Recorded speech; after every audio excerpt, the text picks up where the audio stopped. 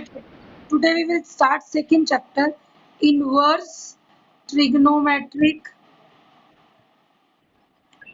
functions. हमने अभी तक ट्रिग्नोमेट्रिक फंक्शंस पढ़े हैं +1 में sin x cos x और इसी का कोई फंक्शन आ जाए, बट इनवर्स ट्रिग्नोमेट्रिक फंक्शंस में क्या होता है कि आपको फंक्शन का इनवर्स लेना है। अभी आपने फर्स्ट चैप्टर में एक चीज पढ़ी कि किसी भी फंक्शन का इनवर्स कैसे लेते हैं, अगर वो इन्वर्टिबल हो 1 1 2 हो तो आप f का इनवर्स कर सकते हैं। ये बात आपने अभी सीखी ना, इससे पहले वाले चैप्टर में क्या सीखी थी कि अगर f कोई फंक्शन है x टू y है such that fx is equal to y है और हम ये कह दें कि ये f इज 1 1 2, अगर ये फंक्शन 1 1 एंड 2 है तब हम एक यूनिक फंक्शन डिफाइन कर सकते हैं। Then we can define unique function g, जो कि कैसा होगा, g will be from y to x। ठीक है, पुट योर स्क्रीन ऑन बेटा। g will be from y to x, g y से x होगा such that g of y is equal to x. This lecture is very much important, basic है second chapter का। अगर screen on नहीं होती है तो I will remove you from this class. Function is from y to x such that g of y is equal to x. g of y क्या है, x है, where x belongs to x and y is equal to fx, y belongs to y। ठीक है, ये आपकी term आ जाएगी x belongs to x, y belongs to y, y belongs is equal to fx और y belongs to y है। जब आपके पास ऐसी टर्म होती है ना, स्क्रीन सबकी ऑफ है बेटा, ऑन करो फटाफट।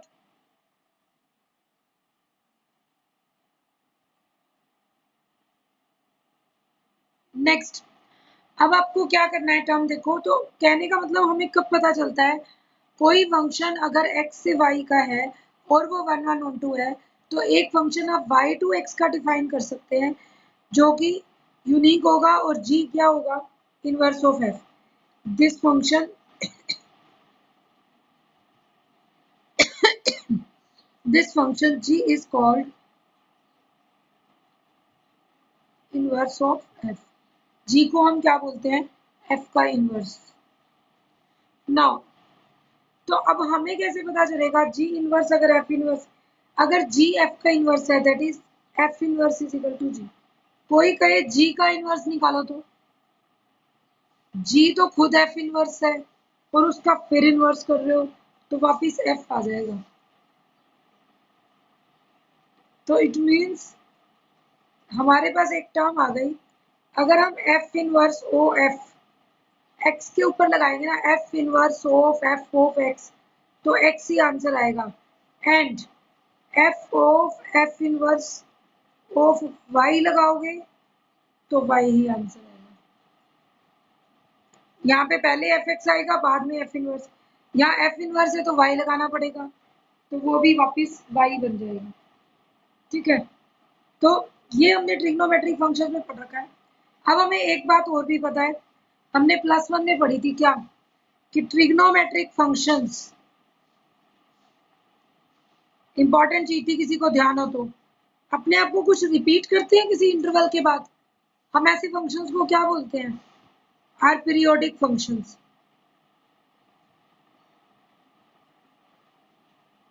एक बात पीरियोडिक फंक्शंस होते हैं मींस जैसे हम कहते हैं कि 2 पाई की साइकिल के बाद ये अपने आप को रिपीट करना स्टार्ट कर देते हैं, तो कोई पाई की साइकिल के बाद रिपीट करता है, इट मींस ट्रिग्नोमेट्रिक फंक्शंस क्या होते हैं आपके पीरियोडिक फंक्शंस होते हैं। पीरियोडिक फंक्शन वो होता है जो फिक्स इंटरवल के बाद अपने आप को रिपीट करता जाए।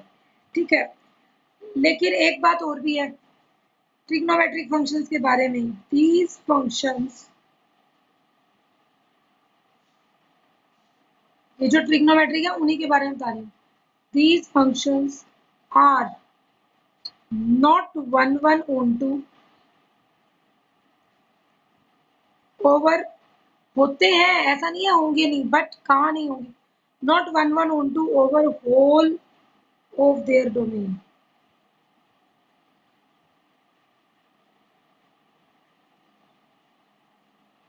डोमेन्स एंड रेंज, इनके ऊपर हम सारी डोमेन और रेंज पर वन वन ऑन टू नहीं होता। रीजन देखो, अभी सीधी सी बात है, हमें पता है cos 0 1 और cos 2 पाई भी 1। अब 2 पॉइंट्स का एक आंसर आ गया तो 1 1 कैसे रहेगा? बट अगर मैं लिख दूं 0 टू पाई इंटरवल या 0 टू 90, तो वहां पर 1 1 भी होगा, ऑन टू भी होगा। तो ये इंटरवल्स की बात होगी। पूरी डोमेन लूं तो 2 पाई 4 पाई 6 पाई 8 पाई सबकी वैल्यू 1 आने वाली है cos की, तो फिर वो तो 1 1 बन नहीं सकता। पूरी डोमेन में नहीं होता, over the whole domain and ranges, hence their inverse do not exist in general। इसीलिए उनका इनवर्स एग्जिस्ट नहीं करता है जनरल में। ठीक है, तो हम 10, फिर तो एक बात क्लियर हो गई, हमने ये बात पढ़ी ना कि कोई भी फंक्शन इन्वर्टिबल बनाना है, तो कहने का मतलब एफ इनवर्स बनाना है, तो फंक्शन इन्वर्टिबल तभी होता है जब वो 1 1 ऑन टू होता है। हम फिर एक बात और पढ़ रहे हैं कि फंक्शन 1 1 ऑन टू है ही नहीं सारी डोमेन में, दस इनवर्स ऑफ ट्रिग्नोमेट्रिक फंक्शंस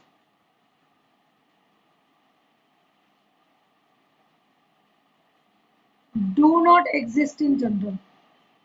ये जनरल तो एग्जिस्ट नहीं करेगा, मैं कह दूं हर बार हर जगह एग्जिस्ट करता है, नहीं। However if we impose certain restrictions, अगर हम कुछ इंस्ट्रक्शन लगा दें तो ये क्या हो जाएगा डोमेन और रेंज के ऊपर, फिर हम इनवर्स निकाल सकते हैं। वी कैन ऑब्टेन, होता नहीं है जनरल, लेकिन हम ऑब्टेन कर सकते हैं inverse, we can obtain inverse of these functions by impose by imposing some restrictions on domain and range।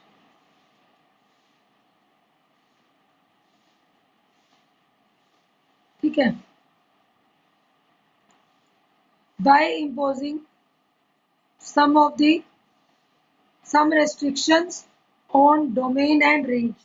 Domain और रेंज पर कुछ restrictions करने के लिए हमारे पास क्या रहता है, कुछ ना कुछ रिस्ट्रिक्शन लगा सकते हो, तभी आपके पास आंसर आएगा। ठीक है, नाउ अब हम कैसे इन्वर्स करेंगे, इसका मतलब ये बात तो पता चल गई, कुछ इंस्ट्रक्शन रेस्ट्रिक्शन लगाएंगे तो हम इन्वर्स ढूंढ सकते हैं। अब हम यहाँ पर इन्वर्स ट्रिग्नोमेट्रिक फंक्शंस की एग्जिस्टेंस और प्रॉपर्टीज के बारे में ही पढ़ेंगे। फर्स्ट फंक्शन में हम क्या बोलेंगे, क्या होते हैं ट्रिग्नोमेट्रिक फंक्शंस के इन्वर्स। हम ये नहीं कहेंगे, आप सबको पता है, देखो अगर मैं लिखूँ एक्स की पावर -1, उसका मतलब क्या होता है 1/x, बट यहाँ पर साइन इनवर्स एक्स का मतलब 1/sin x नहीं होगा। साइन एक्स की होल पावर -1 हो तो 1/sin x लिखेंगे, बट अगर साइन इनवर्स है तो वो कैसे बना, हम क्या कहेंगे, let y is equal to sine x. ठीक है, तो हमारे पास क्या होगा, x is an angle, x एक एंगल है whose sine is y। x एक एंगल है जिसका साइन थीटा ले लूं अगर, तो उसका आंसर y है। नाउ अगर मुझे x फाइंड आउट करना हो तो व्हाट विल बी x, अगर मुझे x लेना हो तो that is sine inverse y। हम इसको बोलेंगे now x is equal to sine inverse y। ठीक है, x साइन इनवर्स y के इक्वल हो जाएगा, साइन क्यों y और इसके बीच में इनवर्स का साइन लगेगा, that is sine inverse y। ठीक है, और अगर x साइन y होता तो y साइन इनवर्स x आ जाता, तो ये एक आएगा जो भी आएगा आपकी नंबर।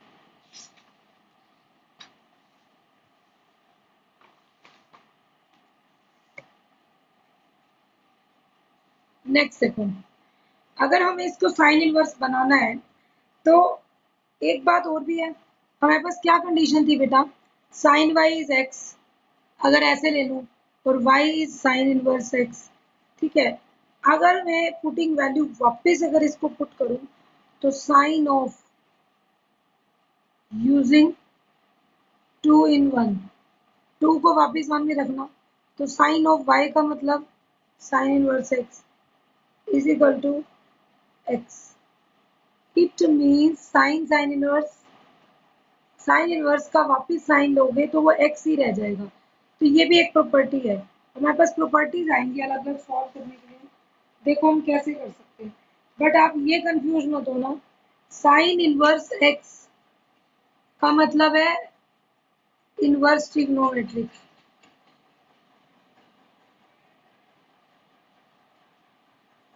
फंक्शन, ठीक है, लेकिन अगर साइन x पूरे की पावर -1 है, उसका मतलब है 1 बाई साइन एक्स, मतलब ट्रिग्नोमेट्रिक फंक्शन का reciprocal.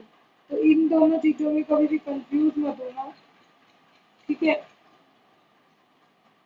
Now principal value of inverse trigonometric functions कैसे रहेंगे। अब एक बात तो आपको क्लियर हो गई, इसका मतलब इनवर्स ट्रिग्नोमेट्रिक फंक्शंस कौन कौन से होंगे। जैसे ट्रिग्नोमेट्रिक थे वैसे इनवर्स ट्रिग्नोमेट्रिक फंक्शंस होंगे।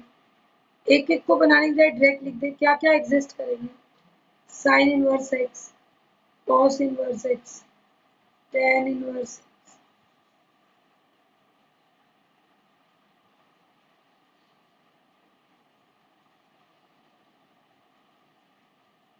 secant inverse x, cosecant inverse, cot inverse,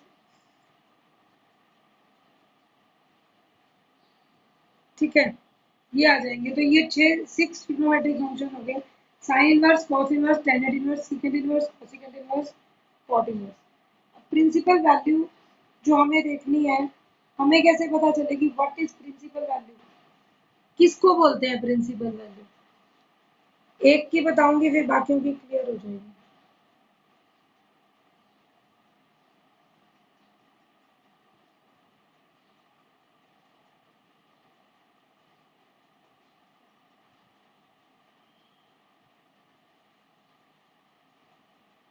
principal value of inverse trigonometric function, short में लिख दिया मैंने ITF, ठीक है। इनवर्स ट्रिग्नोमेट्रिक, ये कोई सिंपल नहीं है तो मैंने लिख दिया वैसे, इनवर्स ट्रिग्नोमेट्रिक फंक्शंस, कहीं कंफ्यूज मत हो जाना, लिख देती हूँ।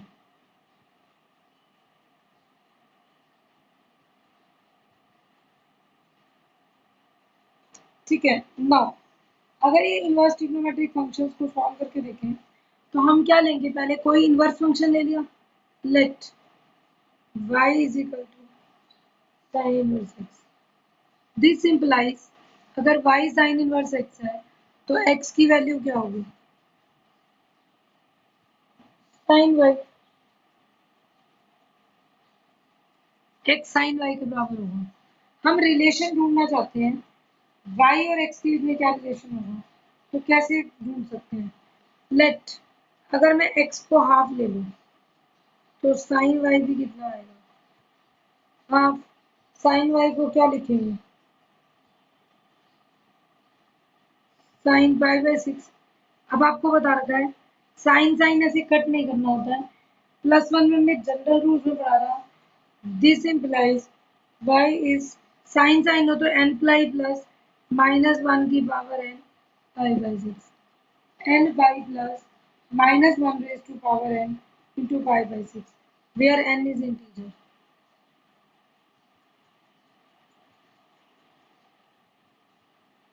जहाँ पे n आपके पास इंटीजर होगा। Now above result shows that for given value of y's are 0, 1, 2, 3,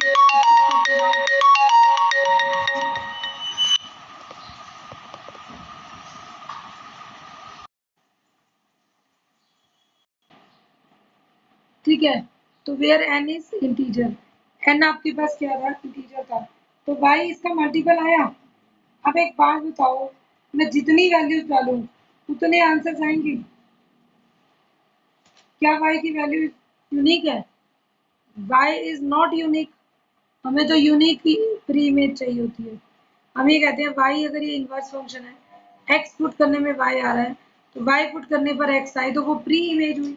pre image भी तो यूनिक होनी चाहिए, यहाँ तो यूनिक नहीं है, y is not unique. As y क्या होगा, 0 पुट करोगे तो -1 raise to power 0 is 1, 5/6। 1 put करोगे तो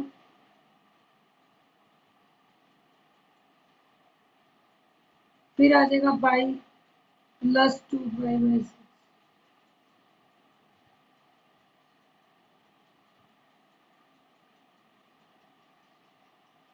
ठीक है, पाई -पाई/6, पाई +2 पाई/6, पाई प्लस पाई/6, सॉरी, -1 का स्क्वायर प्लस हो गया, पाई प्लस पाई/6। तो ऐसे करते करते तो हम n को जब 2 लेंगे तो 2 पाई प्लस पाई/6 आएगा, फिर 3 लेंगे तो 3 पाई माइनस पाई/6, तो सो ऑन ये सीरीज तो चलती जाएगी। तो हमारे पास these, इसका मतलब हम क्या कहेंगे, sin y is equal to x is many valued. y के तो बहुत सारे आंसर आ रहे हैं, हमारे पास क्या बन गया, it is many valued function. But अगर मुझे प्रिंसिपल वैल्यू में काम करना हो तो हम क्या करेंगे, हमें पता है इन्वर्स तभी एग्जिस्ट करता है जब फंक्शन 1 1 होता है।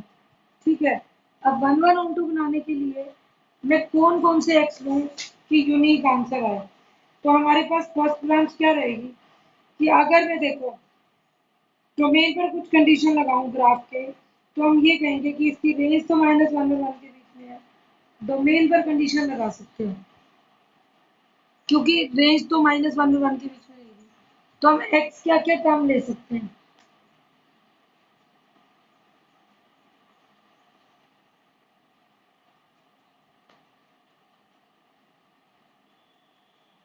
ठीक है,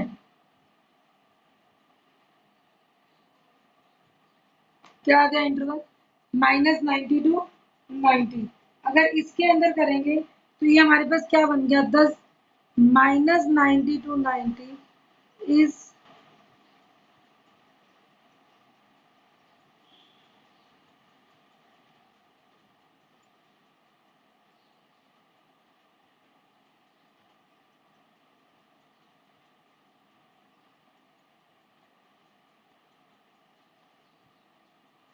देखो -90 to 90 is principal value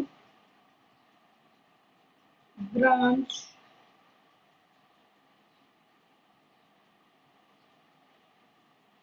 of sine inverse x.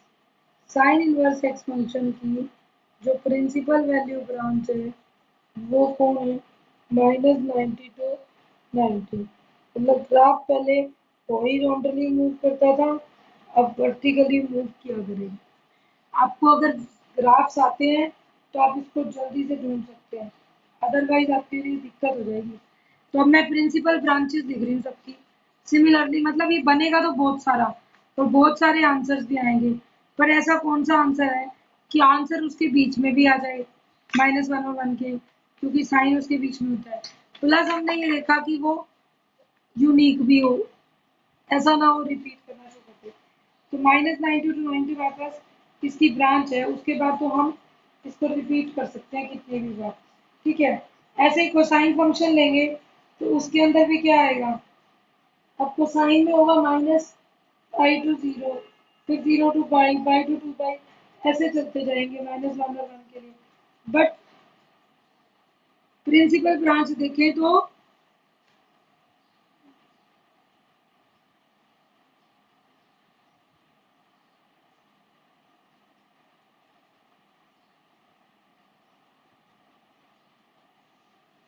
Principal value branch of cos inverse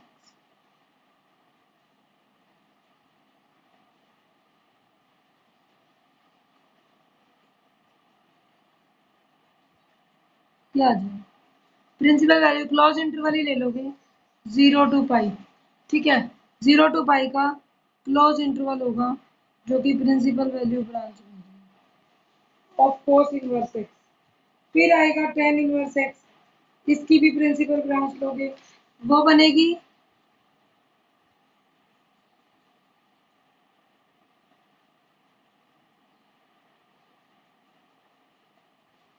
-90 90, लेकिन ओपन, क्योंकि -90 और 90 टेंजर में इंक्लूड नहीं होंगे क्योंकि वो अनडिफाइंड वैल्यूज थी, तो हम रिवर्स नहीं ले जा सकते।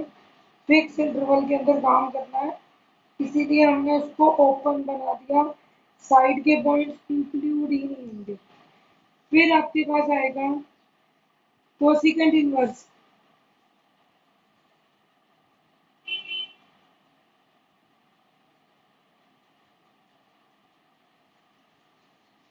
कोसिकेंट इनवर्स एक्स की क्या लिखेंगे हम?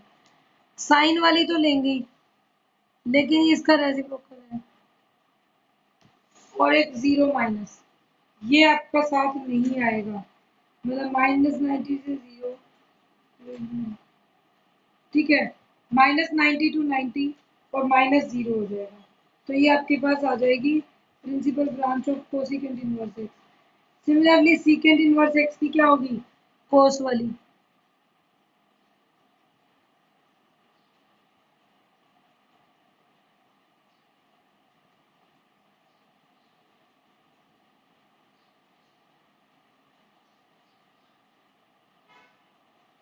ठीक है, इसमें अब माइनस का 90 हटा दोगे 0 to पाई में से। फिर आपके पास आएगा कोट इनवर्स एक्स, जिसकी डोमेन रेंज थी आर रियल था, तो ब्रांच की रेंज क्या होगी? 0 to पाई। तो ये आपके पास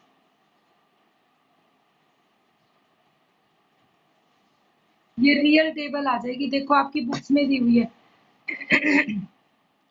इसको ध्यान से देखो बेटा, y अगर साइन इनवर्स x है तो डोमेन होगी -1 to 1 और रेंज होगी -9 to 90।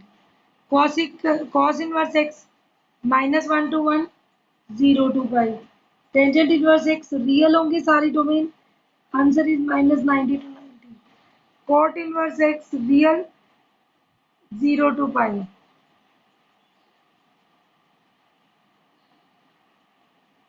और नेक्स्ट क्या आएगा? सीकेंट इनवर्स x,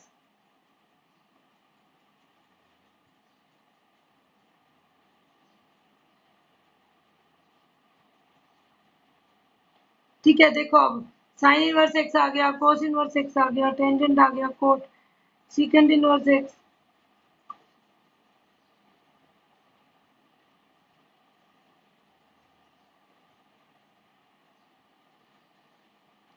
ये आ जाएंगी सारी आंसर्स। रीड आउट कर लिए, देखो -90 to 90, फिर आपके पास आएगा 0 to पाई, टेंजेंट इनवर्स का -9 to 90, कोट इनवर्स 0 to पाई। ये आपको सारी टेबल लर्न करनी है, आपको पता होना चाहिए कि फंक्शंस की, हमारे पास इनवर्स फंक्शन की प्रिंसिपल वैल्यू ब्रांच क्या है और डोमेन क्या है, जो हमारे को बहुत हेल्पफुल रहती है क्वेश्चंस करने में।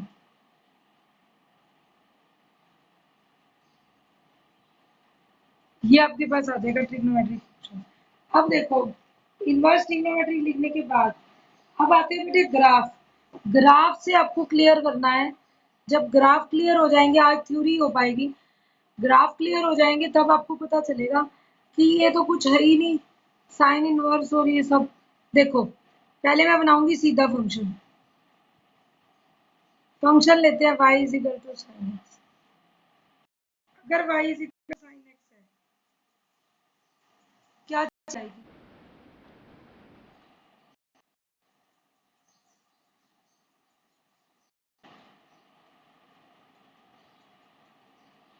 देखो, y अगर साइन एक्स हो बेटा, तो हम ग्राफ क्या बनाते थे? कहीं पे भी चले जाओ, लेकिन आंसर 1 को क्रॉस नहीं करेगा। 0, 90 पे 1।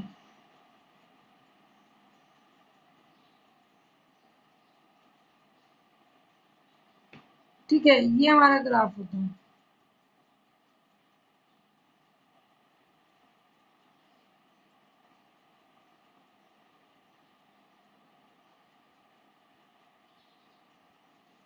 इस टाइप से हमारा ग्राफ चलता जाएगा बेटा, सो ऑन।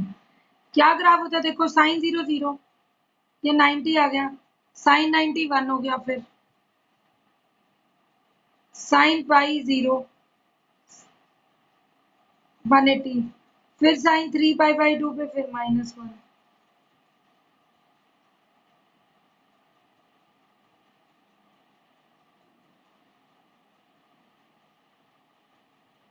इसको कंटिन्यू, कहने का मतलब साइन में क्या करते हैं हम, -1 और 1, ये 2 पाई ले लूं तो 0, -1 ए -1 सेम आपका चलेगा ग्राफ, लेकिन ये ग्राफ किसके बीच में होता है देखो, -1 और 1 के बीच में।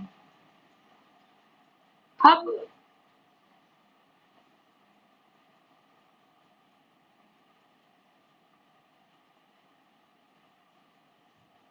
ये आ जाएगा। अब देखो बेटा, जब आप ये वाला ग्राफ लेंगे, अब फंक्शन लेंगे y is equal to sine inverse x।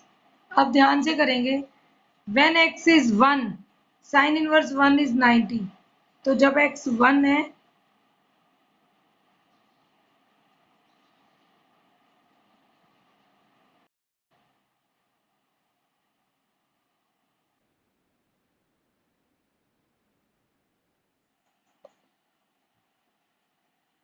देखो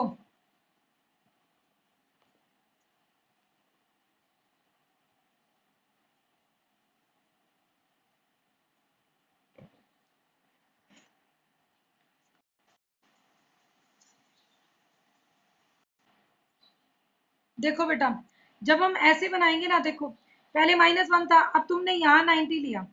अगर मेरे पास यहाँ 90 है, तो साइन इनवर्स 90 की वैल्यू कब आती थी, 1।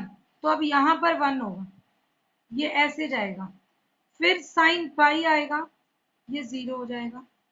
फिर 180 आएगा, ऐसे करते करते। और सिमिलरली साइन -90 लेंगे, तो ये यहाँ आ जाएगा -1। ठीक है, और उसके बाद फिर -पाई पे 0, सो ऑन नीचे चल पड़ेगा। तो हमारा फंक्शन इस टाइप से हो गया।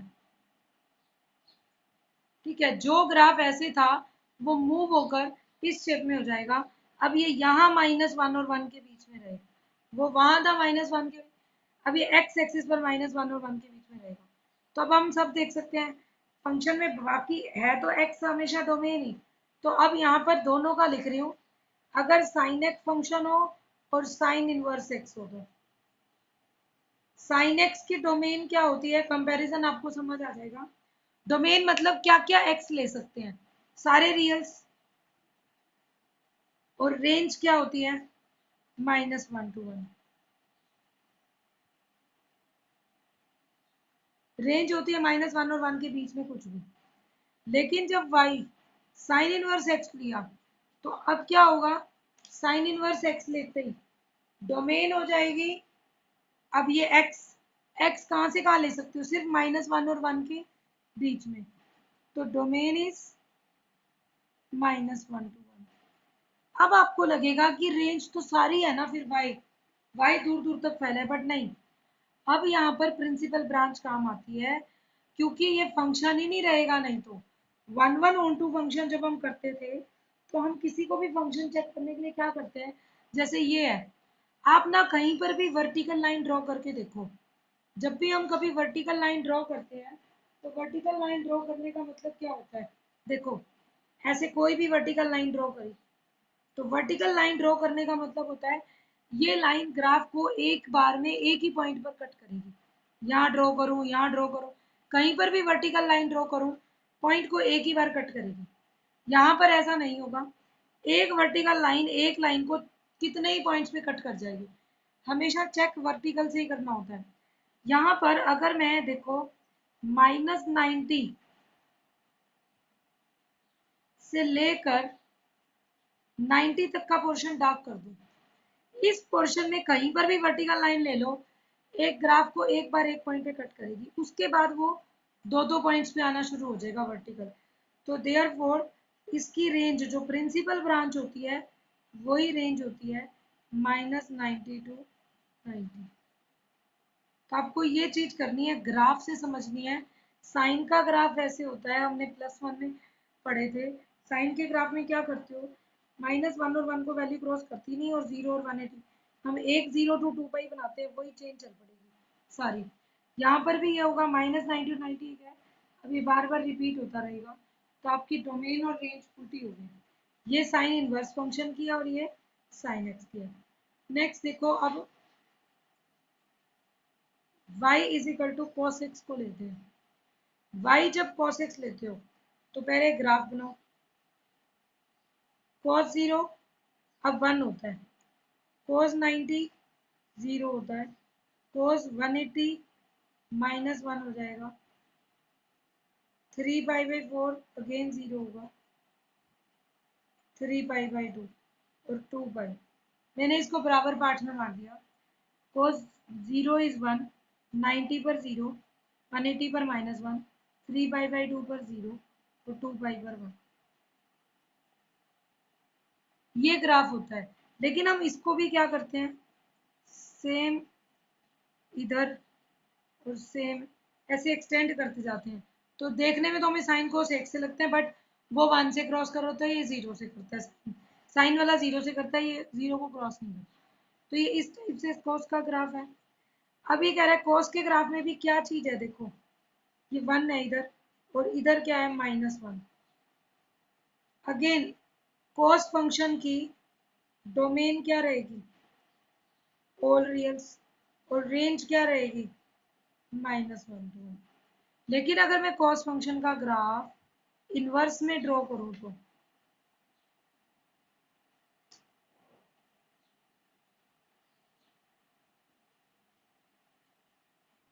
कॉस फंक्शन का ग्राफ इनवर्स में ड्रॉ करोगे तो क्या आएगा, देखो y is cos inverse x। अब अगर मैं इसको ड्रॉ करती हूँ बेटा, ध्यान से देखना, कोस 0, जब एंगल 0 है x तो आपकी वैल्यू 1 है, ठीक है, ये पॉइंट हो गया। और जब आपके पास 90 आएगा तो ये 0 हो जाएगा, तो ये यूं जाएगा। और जब आपके पास वापस पाई आएगा तो इसकी वैल्यू इस तरफ आएगी -1। यहाँ 1 है, यहाँ -1 है, ये यहाँ पहुंच गया। और जब आपके पास वापस 3π/2 आएगा तो ये इधर पहुंच जाएगा। ठीक है, आप बनाते ऐसे जाओ, बस ग्राफ उल्टा, मतलब एंगल अब एक्स पर लेने हैं, वाई पर लेने हैं, बस ये काम करना है। पहले आप इस पर ले रहे थे एंगल, सब इस पे लेते जाओ, फिर यहाँ 2π लोगे तो 2π पर वैल्यू वापस 1। सिमिलरली अब इसको नीचे भी रोटेट कर दो, -π/2 पाई और ऐसे सो। तो अब ग्राफ तो ये बन गया। इस ग्राफ के अंदर ध्यान से देखना, प्रिंसिपल ब्रांच कहाँ से लेंगे अब ये यहाँ से लेकर यहाँ तक का टुकड़ा, ये रिपीट नहीं है। इसी को फर्स्ट हमने यही बनाया था, 0 से 1, 90 पर 0 और पाई पर -1। इसके बाद ये वापिस आना शुरू हो गया। अब कोई भी लाइन लेंगे रिपीट हो जाएगी, तो हम डार्क किस एरिया को करेंगे, 0 से लेकर पाई तक। तो आपको क्या लेना है, देखो यहाँ पर पाई लिया और यहाँ 0, 0 और पाई के बीच में तो ये साइकिल रिपीट नहीं हो रही, उसके बाद रिपीट होनी स्टार्ट हो जाएगी। तो व्हाट इज डोमेन, डोमेन तो आप अब -1 और 1 ही ले सकते हो, एक्स। डोमेन इज उल्टा हो जाता है इनवर्स में, जो साइन का उसकी रेंज होती है वो डोमेन बन जाती है। बट रेंज, डोमेन सारी रियल को नहीं कह सकते। Range is here 0 to π। तो ये रेंज क्या आ गई, 0 to π। जो बच्चा ग्राफ ध्यान से समझ लेगा ना, वो डोमेन रेंज के भी रट्टे नहीं चढ़ाएगा, उसको पता चल जाएगा कि साइन ऐसे था, इनवर्स ऐसे बना, इस साइकिल के बाद इसने रिपीट करना बंद। मैंने अभी 0 से 1 किया और करते तक पाई तक, उसके बाद सेम रिपीट होना शुरू हो गया ऊपर नीचे। तो आपका ये पोर्शन रह गया। कोई बच्चा सोचे यहाँ से यहाँ क्यों नहीं लिया, फिर भी डबल लाइन आएगी। ये पोर्शन है, यही पोर्शन तो था ऊपर, तो हमें एक ही स्टैंडर्ड पोर्शन लेना है, ठीक है।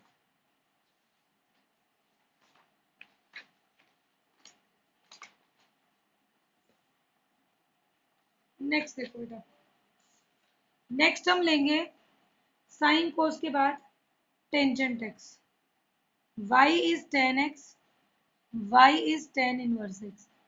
अब जब आप y टेंजेंट x का ग्राफ बनाते हैं, जिसको वैल्यूज पता है वही बना पाएगा, एक तो ये चीज ध्यान रखना।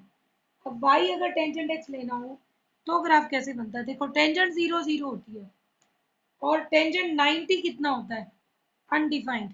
तो जब 90 आएगी तो 90 पर क्या होगा, ये इन्फिनिटी हो जाएगा, फर्स्ट क्वाड्रेंट में पॉजिटिव होता है, लेकिन इस डॉटेड लाइन को टच नहीं करेगा जो 90 से क्रॉस कर रही है। नेक्स्ट, 90 से आगे सेकंड क्वाड्रेंट होता है, सेकंड क्वाड्रेंट में टेंजेंट क्या होती है, नेगेटिव। इसका मतलब यहाँ तो पॉजिटिव लेकिन होता 90 पर अनडिफाइंड ही है। तो 90 से जब इधर हो तो फर्स्ट क्वाड्रेंट में हो, और जैसे ही 90 को क्रॉस करोगे सेकंड, सेकंड में तो नेगेटिव है, ये नीचे से आएगा। और पाई पर टेंजेंट अगेन क्या हो जाएगा, टच करेगा नहीं, अगेन जीरो। ठीक है, पाई पर अगेन जीरो। और अगर ये पाई पर जीरो है, पाई के बाद जैसे थर्ड क्वाड्रेंट में आओगे ये फिर पॉजिटिव हो जाएगा। तो अगेन एक पाई पे डॉटेड ले लो। अब ये इसको क्रॉस कर जाएगा बट